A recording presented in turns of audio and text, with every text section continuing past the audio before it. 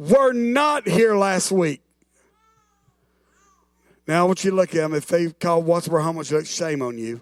You missed our 42nd anniversary. You can put your hand. Now, last week we celebrated 42 years as a church, as a community. Yeah. One of the things I talked about is this. The only reason we were able to celebrate 42 years of lives being changed, 42 years of addicts being set free, 42 years of marriages and relationships healed, 42 years of people being set free from different things. The only reason we were able to celebrate that is because there were two individuals that gave up their dreams, their plans for God's dreams and plans for their lives. That's the only reason. We also talked about how, it's great. We should celebrate those days. But we cannot live in the past. Andy Stanley said it like this: when your memories exceed your dreams, the end is near. That's true about marriages, businesses, friendships. When all you get together and all you can see is what used to be, and you cannot see any hope for the future or anything in the future, the end is near. We talked about this new building. This facility that we believe God is calling us and asking us to build. It's a dream given to us. And here's the thing. It's not because we just want a nicer building. But this building is over 42 years old. Someone said, well, are you going to connect the buildings? No. Because if we connect this building with a new building, we have to do inspections on this building. And we would really be in trouble. So no, but what it is, we want to create a place because the harvest is already coming, but I believe it's going to even get bigger, and we want a place that we can adequately minister to people and the needs going on. We want a building that we don't just do one production a year, but four times a year we're putting on productions to invite the community in to hear the gospel in a way they've never seen before. That's what we're here. And I remind you, here's the thing. We talked about the cost of this. $5+ million. Some say that's a lot of money. Yeah. And when I think about us as a whole, the community, the people that God has called us to do, or to reach, with us, that is impossible. Are you hearing me? Unless we've just got some hidden millionaires in here. And I would love to meet you for the service. In fact, just meet me in my office. But I reminded you of this. A God-sized dream will always be beyond our resources and our ability. And if we're dreaming dreams that we can do on our own, it's not a God-sized dream. It's not. And so, yes, with us, it is impossible. But with God, there is nothing impossible with him. And here's the thing. You're going to hear more and more about the new building and the God-sized dream that we believe God has for us here. In fact, toward the end of last year, we hired a company called Enjoy. And you'll be hearing probably and meeting some of those people. It's a company that John Maxwell started years ago, ended up selling this company to some Christian businessmen that go around and helping church raise these kind of funds. And they have been very, very successful in doing just that. They've helped churches our size raise millions of dollars. And so instead of us trying and failure, let's find somebody who already knows how to do it and come in and help us build the teams to do it. And you'll be meeting some of those. You'll be hearing more about that. And I'm going to be keeping this vision before you a lot, more than you care to. You know why? I said it last week. What happens to vision? It leaks. Thanks you, somebody, for remembering it. Vision leaks. And we're going to begin to do what we can do and expect God to do what only he can do as we dive into this. But let me clarify what kind of church we're going to be. We're going to be a church that takes risks. Are you hearing me? We're going to be an Ephesians 3:20 church. Somebody tell me, what does Ephesians 3:20 say? Isn't that tattooed on? Oh, no, you're Philippians 1:4. What is it? So I heard somebody say it.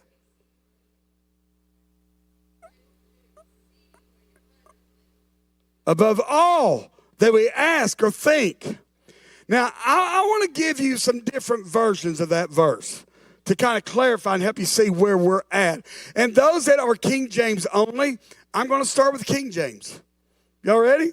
Here's what it says. Now unto him that is able to do exceedingly abundantly above all that we ask or think, according to the power that worketh in us. This is the Living Bible.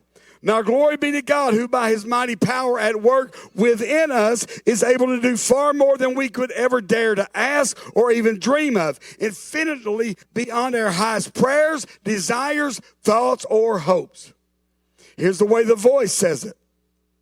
Now the God who can do so many awe-inspiring things, immeasurable things, things greater than we could even ask or imagine through the power at work in us. This is the way the Message paraphrased it.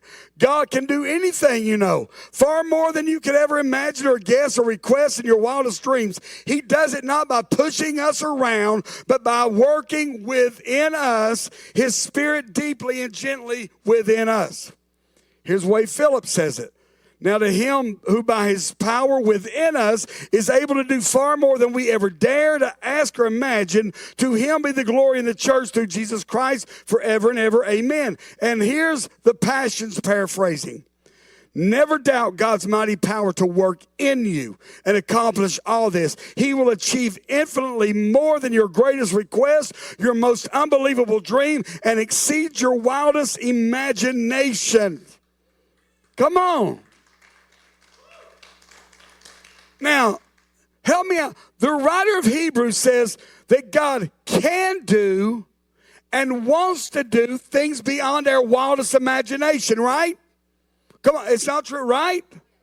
He wants to do things that exceed our comprehension. When we think of the biggest dream we can think of, the writer of Hebrews says God wants to do even bigger than that.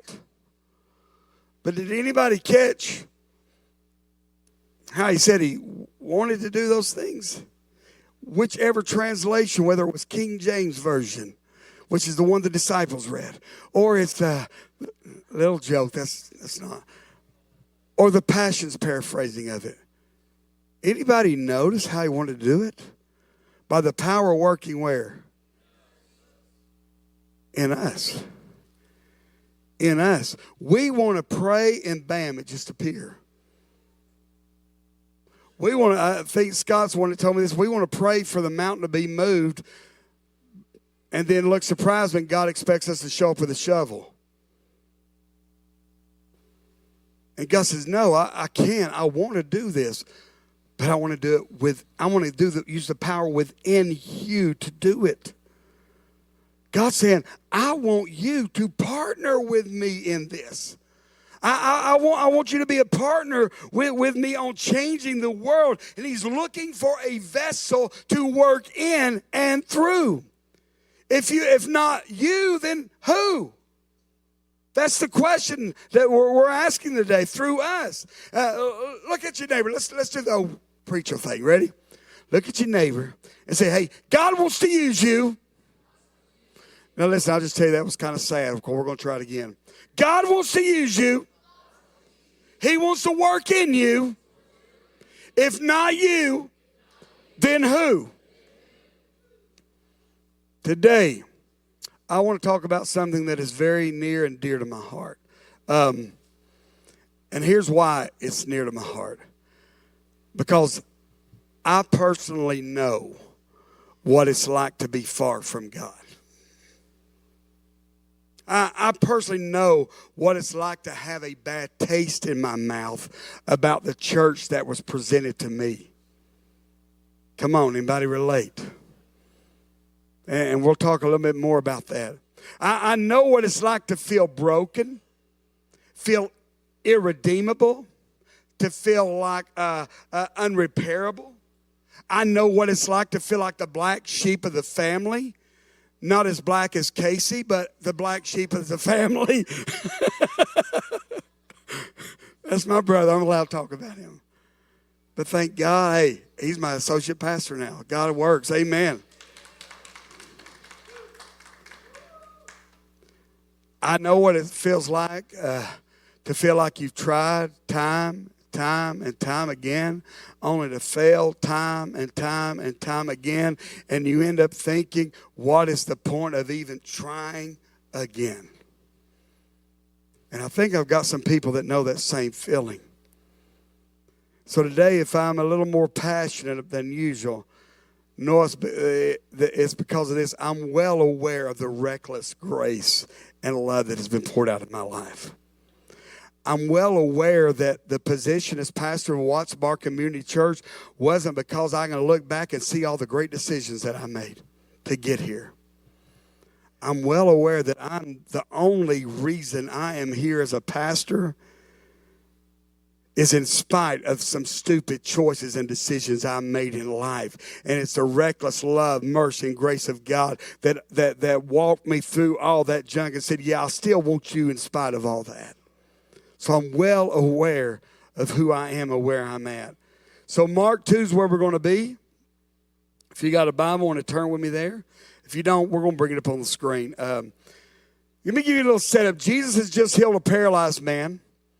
And he begins to walk through along the lake shore when he comes across a guy by the name of Levi. Now, let me stop here and let you know. When you see Levi and Matthew in the Gospels, those are the same people. Matthew is his Greek name. Levi is his Hebrew name. And so Mark and Luke, you'll hear him referred to as Levi, but in Matthew, he calls himself Matthew. They're the same person. So Jesus is walking along the lake shore. He sees Matthew sitting at his tax collector's booth. And how many know, if you've heard me talk about this, tax collectors were a despised and hated people because they had pretty much betrayed their own people to take that position. So he's walking down there, he sees Matthew, Levi, and he says, follow me. And it says that Matthew immediately got up and followed him. Jesus goes to Matthew's house for dinner. Matthew's invited all his friends, and Matthew being a tax collector and hated by everybody else, all his friends would have been fellow tax collectors or sinners or people that really didn't adhere to the religious crowd. So Matthew's like, hey, Jesus, yeah, you come to my house. And by the way, all my rowdy friends are coming. No, that's a terrible joke. So, terrible joke. In case he's shaking his head. No, brother. So Matthew invites all his heathen friends over. And Jesus and his disciples sit down to share a meal. Well, the Pharisees, the religious teachers, they come along. They see this happening, and they begin to ask the disciples, not Jesus, hey, why is Jesus eating with the tax collectors? Maybe it would be said like this, hey, why is Jesus eating with those people? Why is Jesus hanging out, sharing a meal with these kind of people? And when they ask Peter, he's going to say, listen, we don't know why he's doing it. We just know we've not been eating that great, and we heard they were free food, and we know the tax collectors have got money, and they serve really good food, so we said, yeah, let's go eat with them. That's not in the Bible, in case you're looking for that. That's just my interpretation of what Peter would probably say. But Jesus can feel the tension. And he hears the conversation happening at the doorway, and Jesus begins to respond to the Pharisees asking the question, and in a way that would unsettle them. This is verse 17, then we're going to go back to verse 1 here in a minute. On Jesus hearing this, the conversation that the Pharisees asked the disciples, Jesus said to them, it's not the healthy who need a doctor, but the sick. And this next part would have really thrown the Pharisees. I have not come to call the righteous, but sinners. While that may have been unsettling for the Pharisees and religious teachers, to you and I, that is some really good news. Are you hearing me? The fact that Jesus didn't say, well, I've come for those that have it all together. I've come to those that pretty much don't struggle with anything. But the fact that he said, hey, I'm not come for the healthy. I've come for the sick. I didn't come here for the righteous. I came here for the sinners. That is good news for us. Come on. That's good news for you. You were a sinner. Some of you are still teeter-totting, but you're there, See, here's what you need to understand. When my mom and dad, or when God began to speak to my parents, Kenneth and Connie Goins, about planting a church, you need to understand, God spoke to two people that had never pastored a church before, much less planted a church from the ground up. And God began to talk to them, and they began to step out in faith and began to pray about where God would want them to plant this church. They knew it was in this area, but they really didn't have a starting point. And some of you have heard, when my mom was alive, you would hear her tell the story about how they were checking out different areas, and one day Dad called her and said, Connie, I found the place. There's this little old rundown building, and you saw a picture of it last week, but it used to sit right across from Uncle Gus's down here. And he began to tell Mom about he said, man, there are broken beer bottles everywhere, cigarette butts everywhere, condoms everywhere, roach clips, if you're from my day and age, there. And he said, and it sits right across the road from a package store where there are tons of young people just hanging out. This is where God wants us to start the church. And here's why I'm telling you that, because you need to understand, from day one, reaching the lost has always been the mission of this house. They did not start the church just to give them something to do. Nobody, if you've ever pastored, nobody started to say, you know what, I want to become a pastor because I want to get rich and have a really easy life where everybody likes me. Joel Osteen may say that, but anyway, no, that was bad. That was terrible. Forgive me, Lord. Forgive me. Bless all the pygmies in South Africa. Anybody remember Larry? I'm getting ahead of myself. Mom understood this fact that Jesus didn't come for those that thought they had it together. Maybe they understood that because they had raised 4 boys. And they're like, good Lord, I know Jesus didn't come for those that had it all together. I don't know, but they knew Jesus had come for the lost, the broken, the sick, the addicted, the orphan, the used, the confused. And from day one, that has been the mission of Watts Bar Community Church. Let me be truthful with you. I grew up in church. But you know what? The church lost me.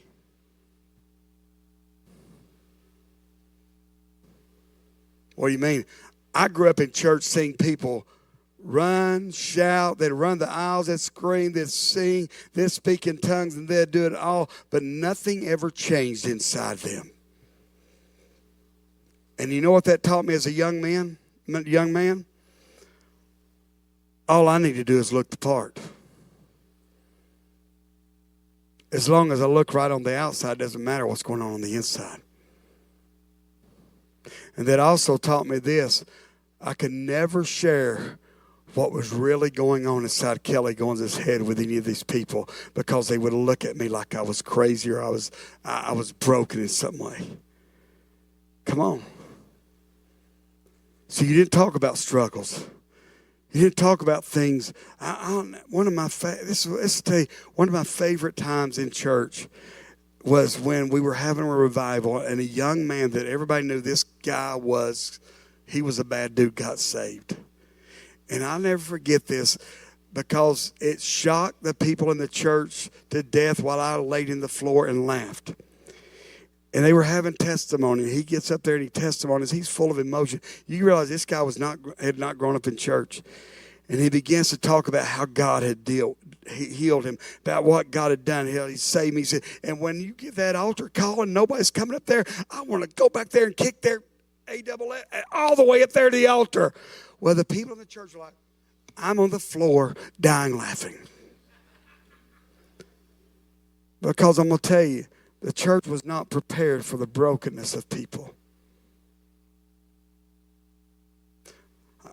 One of the beautiful things that me and Denise, and I didn't say none of this at 9 a.m., but one of the beautiful things that me and Denise get to do is we counsel couples that grew up in addiction, grew up in broken lifestyles, and we get to counsel them as a couple now.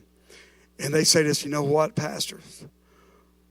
We don't know what a healthy marriage looks like. All we've seen is brokenness on this side, brokenness on that side.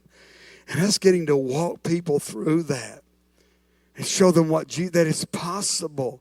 And that's what I tell people. Listen, you don't know the things that are being broken off people in here that are setting not just them free, but generations down the line free. And that's what this church has been about from day one. But I was taught not to be real. In fact, if you grew up around when I did, you dare not talk about feeling depressed or any mental health things, because you were a Christian. You had the mind of Christ. If you dealt with any of those issues, well, you didn't have your life together. And that's the way I thought, and so I kept anything silent. And it wasn't until years later when I began to walk through my own battles. In fact, part of this series that we're going to be kicking off Sunday, The Silence, Casey's actually going to open it up with the silence of suffering. And then one week we're going to talk about the silence of depression. And we're going to deal with it because there are more Christians, more people, man and woman of God. It's not that they're not saved. It's not that they don't love God, but they are struggling with some mental health issues. And God wants to do something about it. But the church I grew up in, Christianity, was not about a relationship with Jesus. It was about behavior modification. And as long as things appear to be okay. And it wasn't later until I really discovered my relationship with Jesus that I found out that, hey, Jesus didn't die to make bad people good. Jesus died to make dead people live. So, and here's the thing, guys, and I'm going to get back into Mark. I know we do things sometimes that are a little off the wall here. We own that. We own that. We love it. And we do things that don't appear to be normal church. We own that.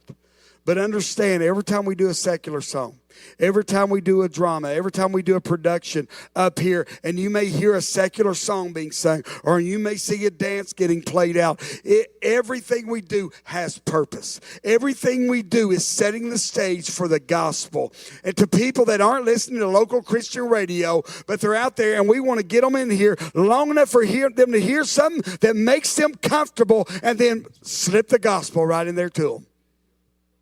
Everything is done with purpose.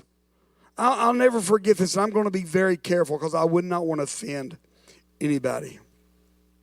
But some of you that's been here a while will remember the women's conference that my mom was big vision of hers we did years ago. At its peak, we had 1,000 women showing up in Pigeon Forge over the course of a weekend for a conference. That's at its peak. And we would do dramas, we would do dances, and man, that had always been the heart of this church. And we didn't, the Church of God at a certain time wouldn't let them call us dances. They were creative movement, I don't know, expressive movement, but they were dances, and we would dance. And I'll never forget a friend of mine from a different church, and I said, she had came up there, saw it, fell in love. Said, I'm going to go back to our church. I'm going to start the same thing. Got the young people excited about it. They got up there, had their song, had it played out, did it in church. After that service, the pastor said, not again.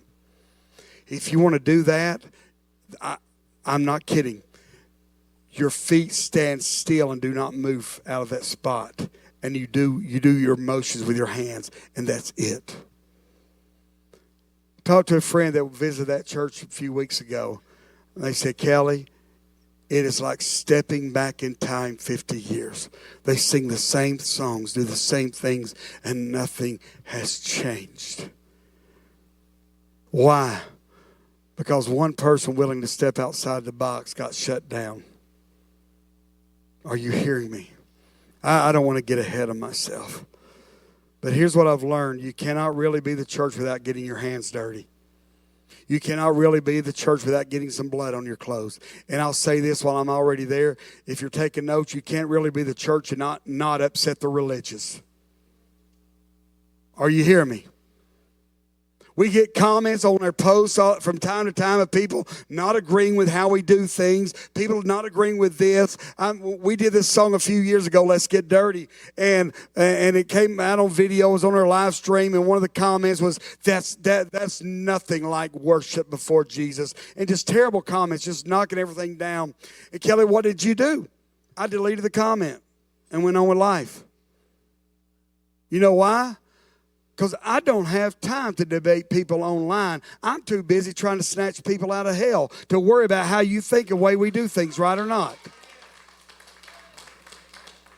Don't get me too riled up. I may cuss. But let's move on. So now I have Kelsey delete those comments. Because we don't have time. Jesus said, I did not come for the righteous. I came for the sinners. And we are part of that same commission. Are you hearing me? And we got to know that God has called us also to the sinners, the broken, the hurting, the jacked up, those that nobody else wants. Guys, in 2 weeks, we'll be doing this production, The Silence. And it's not a scaled-down version of Centuries, so don't show up thinking it is. It is something brand new that we're working with this year and hoping to build off of it. But here's what I know. It's going to present the gospel in a way people have never seen before. They're going to hear a song that they're familiar with. They're going to hear stories they may be familiar with, but it's going to be told in a different way. And here's why I'm really going in hard with this, because I want you, those that call this place home, I want you to get a vision for people that are far from God. I want you to get a vision for people you go to school with every day. People you work with, people you hang out with, go to the gym, your neighbors, people that are customers that you come in contact with. In fact, real quick, listen, let me say this before. I'm not going to ask you to do anything. I just want to know, if you call Watts Bar Community Church your home church, raise your hand for me. Come on, get them up. This is your place. All right, you can put them down. Now, let me ask you, those that raise their hand that call this home, is this a fair statement? Every one of you that raised your hand, you come in contact, you have relationships with people that others in this church never will. Fair statement, right? Then if not you, then who? See, this is not me asking you to sit down and give a 4-point presentation of the gospel to them. This is as your pastor asking you to say, hey, I'm not even going to ask you to go to church. Will you go to a production with me? Will you go see this? Man, our churches they do some crazy stuff. Would you go see that? I'm just asking you to do an invite. Bring someone. That's all I'm asking. Why? Because someone played a part in you coming to Christ. Someone was willing to get their hands dirty, get uncomfortable in order for you to come to Christ. And that's all I'm asking, for you to be that someone to someone else. So let's jump back into the story. Mark 2. I read you Jesus' response is, hey, it's not the healthy who need a doctor or the sick. I've not come to the righteous. Now let's go back to the verse 1 where this kind of trails from. A few days later, when Jesus again entered Capernaum, the people heard that he had come home. They gathered in such large numbers that there was no room left, not even outside the door, and he preached the word to them. Some men came, bringing to him a paralyzed man carried by 4 of them. Since they could not get him to Jesus because of the crowd, they made an opening in the roof above Jesus by digging through it, then lowered the mat the man was lying on. When Jesus saw their faith, let's stop here. Whose faith did he see? The men that brought their friend. Let that get through to you when you bring someone to church. God says your faith, that just getting someone in his presence can change them. Let's move on. He got up, took his, he said, I tell you, get up, jump down to, when Jesus saw their faith, he said to the paralyzed man, son, your sins are forgiven. That's verse 5. Jump down to verse 11. I tell you, get up, take your mat, and go home. He got up, took his mat, walked out in full view of them all. This amazed everyone. They praised God, saying, we've never seen anything like this. Question, did Jesus heal this man? Yeah. What did he do first, though? Jesus was very aware of this man's physical need. But he was more concerned with the man's spiritual need than his physical need. I mean, verse 5, Jesus forgives the man's sin. 6 verses later, he heals the man. His friends bring him to Jesus for physical healing, and he leaves there with a spiritual and physical healing. And maybe you're new here and haven't heard me say this, because I haven't said it in a while. But going along with this story, I think it describes this story and who we are as a church. Is you need to understand this. If you're taking notes, we will do anything short of sin to bring people to Jesus. That's who we are. We'll do anything short of sin. And I want to be very honest with you today. And I want you to be honest with yourself, okay? Now, I planned on this part being in your notes.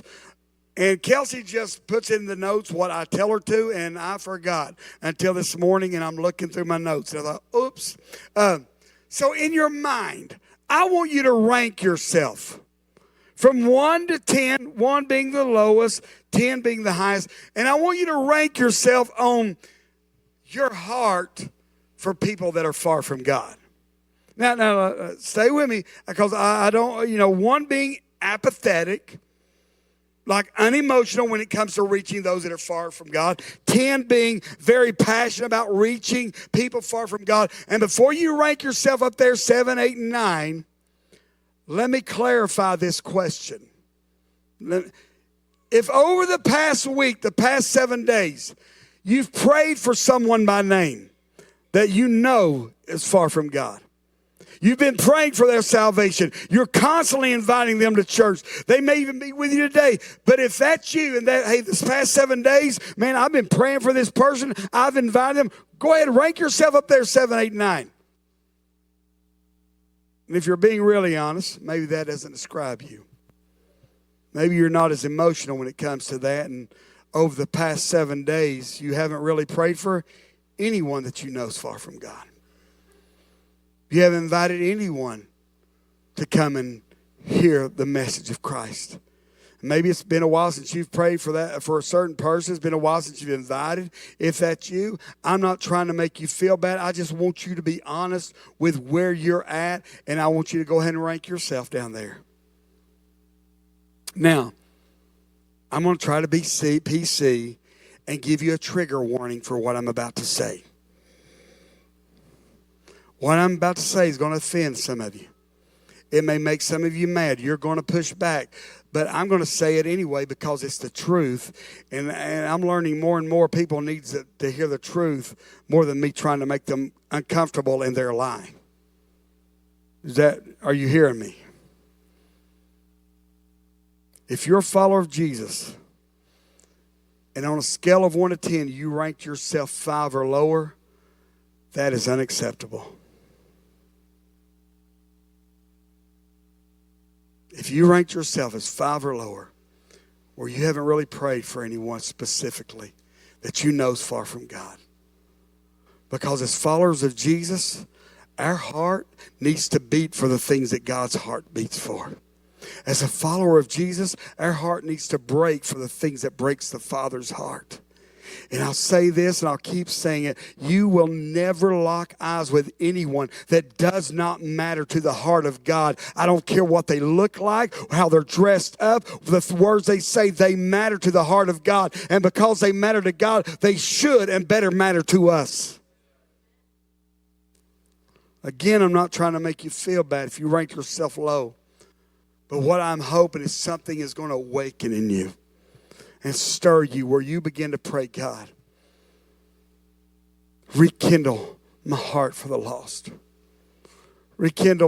See, I've got a brother that I've prayed for. I could not tell you how long I've prayed for my brother to come to know Christ. You know what? I still pray for him every day. My mom would tell you she couldn't tell you how long she prayed for Casey to get set free and to break this off of him, but she never once stopped praying.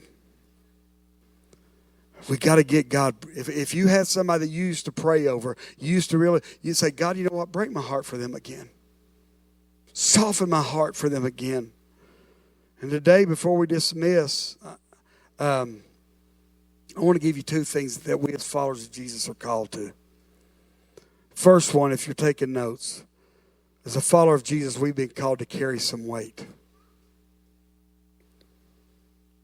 Here's what I mean. We've been called to bear some burdens of certain people that God has placed in our lives. Let's jump back to verse 3. Some men came, bringing to Jesus a paralyzed man carried by 4 of them. What would some of us had done in this situation? Had we heard Jesus was going to be in town, hey man, you know what? I heard Jesus was going to be at Thompson Bowling Arena this weekend. You know what I'm going to do? I'm going to hook you up with tickets. I really hope you can make it. I really hope you can get there. Here are your tickets. Get there. I want to buy you tickets. No. What was the mindset of this man's friends? It is the mindset that we as individuals and as a church have got to get is this. We don't just want to get people to Jesus. We have to get people to Jesus. Come on, Watts Bar. It's not just I want, but I have to. And there's a big difference between want and have to. Think about it. These 4 men didn't invite their friend to go see Jesus. They didn't just give him a couple of tickets. No, they're like, hey, man, Jesus is going to be in town tonight. I don't care what it takes. If we have to carry you for miles, we're going to get you in front of Jesus, no matter what it takes. Why? Because we don't just want you to meet Jesus. You have to meet him. Guys, here's the truth. There are people in your life, those that you see daily, those that you talk to, do life with, work or go to school with. They need to know that you actually care enough about them, that you're not just trying to get them to come to church. They need to know you actually care about them as a person. I've said this before. People don't care how much you know till they know how much you care. And we as followers of Jesus have got to learn to carry some of the weight of people that God has put in their path. That's what I love about these 4 guys. They didn't just invite this guy to church. They carried him to church. They literally carried this guy to church. What would happen if that became our invites instead of just randomly tossing out, hey man, love to see you at church this weekend. Hope I'll see you there. Hey bro, we're having a production. What would happen if we say, hey dude, you know what I'm going to do for you? I know it's a little bit out of the way. I'll be ready. I want you to be ready at 10:30. I know you sleep in on the weekends. I'm going to pick you up, and you're going to come to church with me. And you know what? Afterwards, I'm going to take you out for lunch. What happened if that became our invites? Because I'm convinced we'll say, hey, won't you come to this production we're having? Hey, won't you come to church? And we walk away from that patting ourselves on the back and feeling really good about what we did. When what God is looking is for some people that are willing to carry the weight of some people that he's put in their lives and say, listen, I'm not just going to invite you because I don't just want you to get to Jesus. You have to get to Jesus. And I'm willing to go the extra mile to do that. I mean, what would happen? I want you to get a visual picture of this. Jesus is in this house teaching. It is packed to capacity. And here comes these 4 guys carrying their friend with the hopes of getting him to Jesus. They're trying to push through the crowd. Oh, excuse me, let me get through. I need to get our friend to Jesus. How many think there are other people that are trying to get their friend to Jesus? Come on. And here you've got these 4 guys. Hey, can we get through? Can we get through the crowd? They're not having any luck because the people are packed in there like sardines listening to Jesus teach. They're hanging on every word he's saying. As I was reading this, I had to wonder how many times that still happens today. Say with me. We come to church. We're doing our Christian thing. We're singing our Christian songs. We've got our Christian lingo. And the whole time there are people that need to get to Jesus but can't because we, the church, have our back turned to them doing our normal Christian thing. Think about it. How many times do we get caught up in our own little world, going about our normal routine, and there are people hurting, broken, in desperate need of getting to Jesus, but they can't because the religious are getting in the way. As followers of Jesus, we've been called to carry some weight. Well, what does that look like, PK? Don't make it harder than it is. It means when people are hurting, we're hurting with them. When a friend's crying, we're not trying to explain to them why it happened. We're crying with them. We're just there with them. When they lose someone, we don't just say, hey, man, I'm so sorry that happened to you. No, we show up at the funeral home. We're checking on them every couple of days. Hey, how you doing? I know this is tough. We're praying with them. That's carrying the weight of someone that God has placed in front of you. What would happen if before we ever began to telling them of his love, they had already seen his love because of the way we were acting and responding?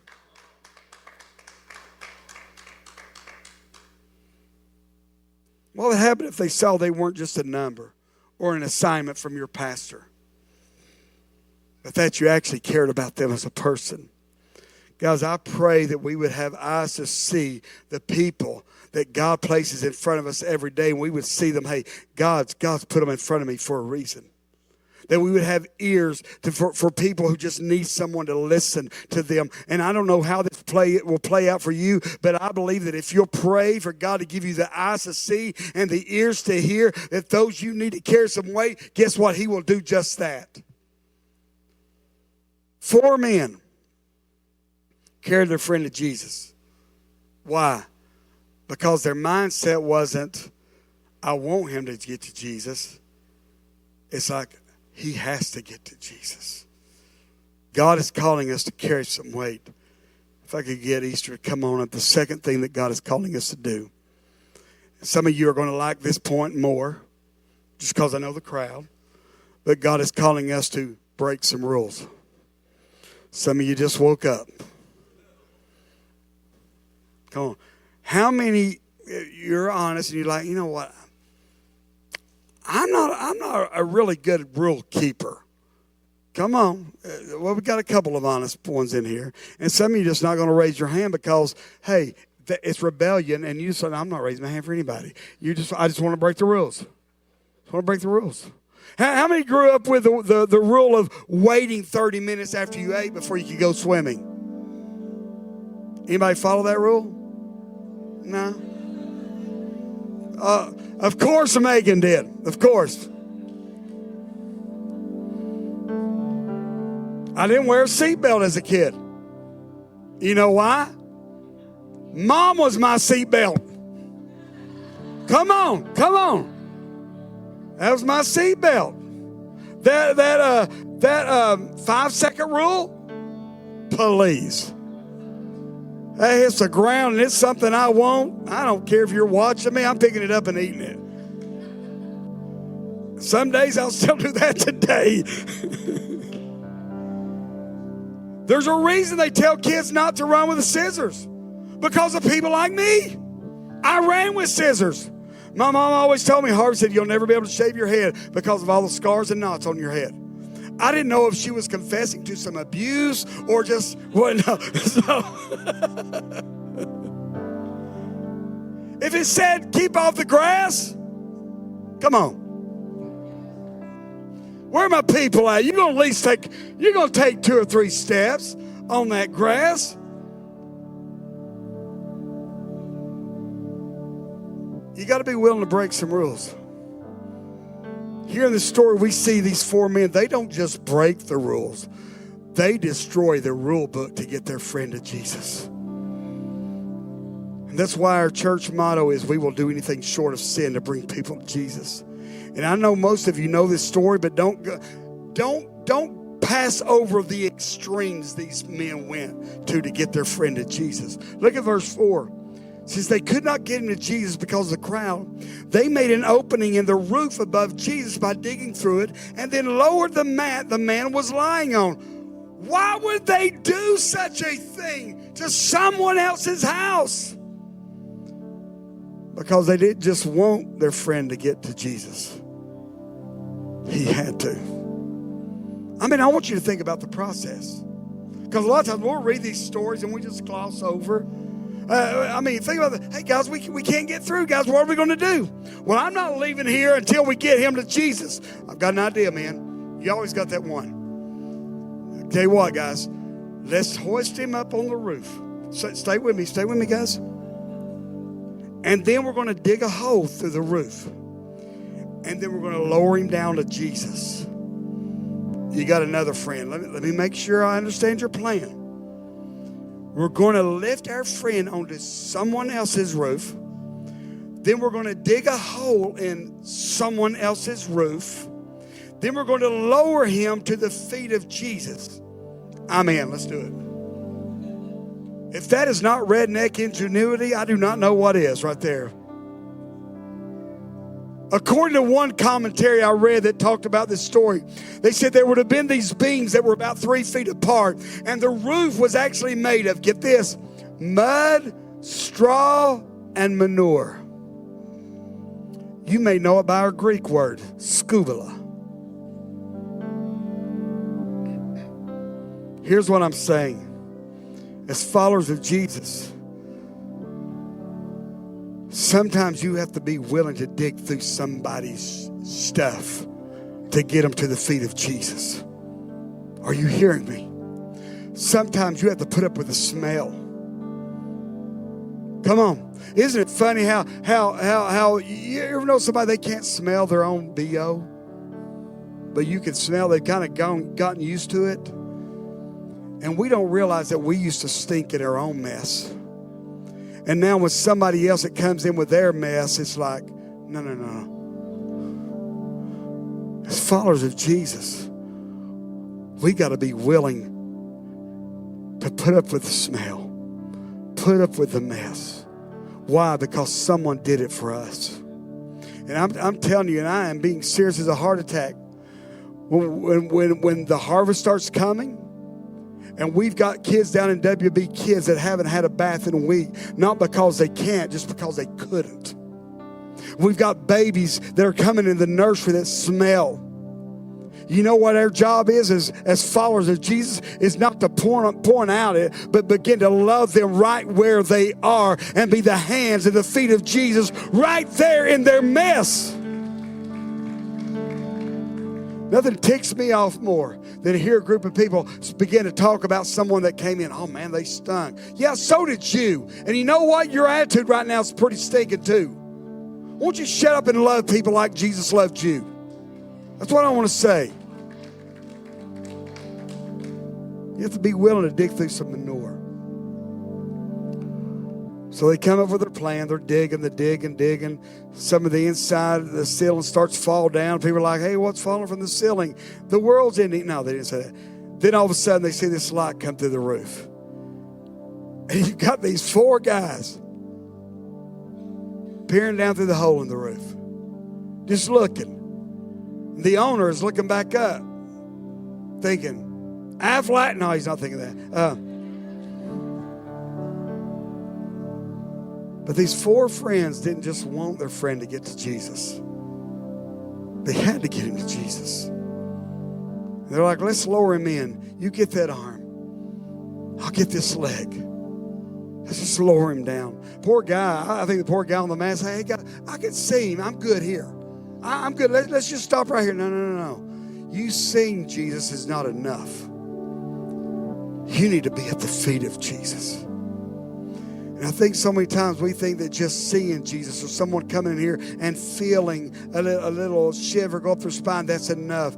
And we wonder why they leave here and nothing's changed. It's because they didn't get them to the feet of Jesus where he changes and heals people.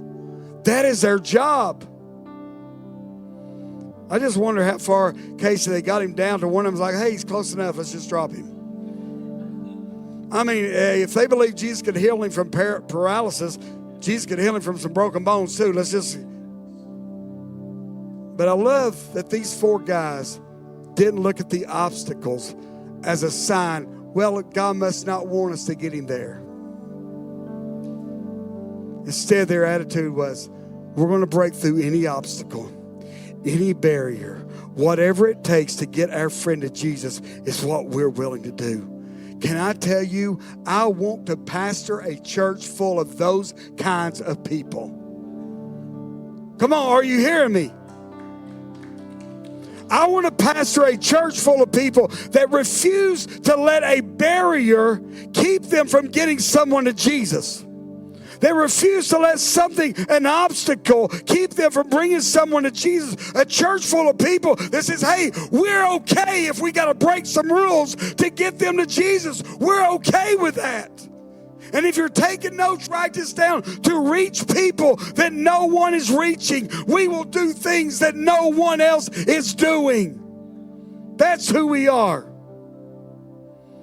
Here's the truth, guys. We can't do things like we did 50 years ago. We can't do things like we did 10 years ago, 5 years ago.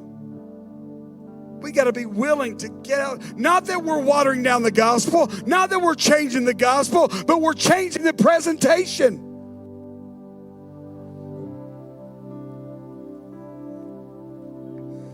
Centuries, the rock opera. That was one of the big things we did that normal churches didn't do. The silence this year will be something that other churches aren't doing. You may say, well, Kelly, churches are doing Easter production. And if that's your opinion, that tells me you haven't seen one of our productions. And yes, we'll catch flack for using secular music in the story of Jesus. But at the end of the day, I'm more concerned about the people that are going to meet Jesus over the course of that weekend than I am against what any religious person will say or think about what we're doing. Because as a church, as a community, we will do anything short of sin to bring people to Jesus. We are willing to carry some weight, and we are willing to break some rules. Because here's the truth, guys. I don't have the time to debate online with people that are just, because listen, if you don't have the guts to face me face to face, I don't have the time to argue with you online. I know who Jesus has called us to be. I know what Jesus has called us to do. And listen, we're okay that we know we're not for everybody. But we do know that the lost is the mission of this house. The broken is the mission of this house. I mean, Scott, when did we think that? When did we give creative license to everybody but the church?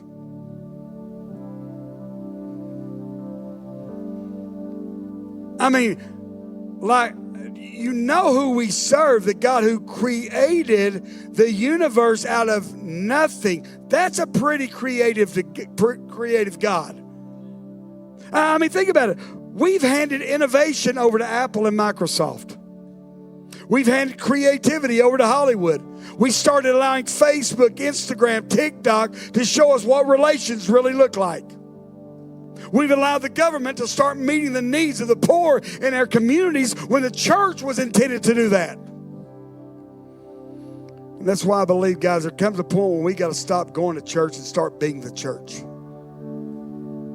We got to begin to understand once again that Jesus didn't come for the healthy or those that thought they had it all together, but he came for the sick, the broken, the addicted, the sexually confused, the abused. And we need to remember that we are the ones that he came after. We are. We were at one time the sick. We were at one time the broken. We were at one time the hopeless. And we still need his grace poured out on us every single day. If you're a follower of Jesus, I don't whether you go to this house or not, if you're a follower of Jesus, hands up. I want to see your hands. Yeah. All right, you can put them down. Matthew 5:14. Jesus said, you are the light of the world. You. Not the pastors. Somehow the church has put off all that on the pastors and leaders. You, if you're a follower of Jesus, you are the light of the world. And what's more, get this. He says also, you're a city on a hill that cannot be hidden. This church sits on a hill. The last time I checked, the numbers were about this. There are over 7,000 cars because of Watts Bar that pass by this church every day. 7,000 cars. Let's just put 2 people in those cars. 14,000 people pass by this church every day. What do they sing on this hillside? Just another church or a light of the world? Another church or a place of healing and hope. Another church or a place where people can go in just like they are, but leave changed and healed. Let me close with this. I want to give you my vision for Watts Bar Community Church. I see a group of people that don't judge people that don't know Christ, but instead they love them into a grace relationship with Christ. I see a church full of people who will carry some weight, be willing to dig through some stuff, get their hands dirty, get involved in people's lives, people who will break some rules and do whatever it takes to bring people to Jesus. I see a church full of people who remembers what it was like to be sick, remembers what it was like to be broken, remembers what it was like to need a healing, and they showed up just like they were, and God healed them. And you remember that, and because you remember somebody doing that for you, you begin to do that for others.